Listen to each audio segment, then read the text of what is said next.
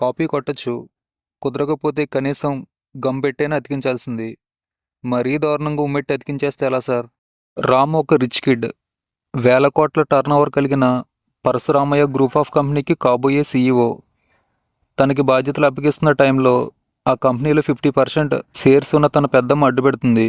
Company CEO అవ్వాలంటే 100 రోజులు ఎవరికీ కనిపించకుండా నార్మల్ పర్సన్ లాగా బ్రతకాలని ఇదివరకు పరశురామయ్య పెట్టిన కండిషన్ని ఆమె బయటికి తీస్తుంది. దానికి అంగీకరించి ఇల్లు వదిలి వెళ్ళిపోతాడు రామ్. ఈ 100 డేస్ ఎలా గడిపాడు, కంపెనీకి సీఈఓ అయ్యాడా లేదా అనేది మిగతా స్టోరీ సిటీ నుంచి విలేజ్కి షిఫ్ట్ అవుతుంది. అక్కడ పంటకు గిట్టుబాటు ధర రాక ఇబ్బంది పడే రైతులు, వాళ్ళని ఇబ్బంది పెట్టే ఎమ్మెల్యే మనుషులు. అక్కడికి హీరో వస్తాడు, కాపాడతాడు. మూవీ 2 అవర్స్ రన్ టైమ్ అయినా చాలా ల్యాగ్ అనిపిస్తుంది. రాజ్ తరుణ్ గారికి ఈ క్యారెక్టర్ అసలు సూట్ కాలేదు. Prakash Raj, Murali Sharma acting decent. బ్రహ్మానందం గారికి సరైన రోల్ పడలేదు.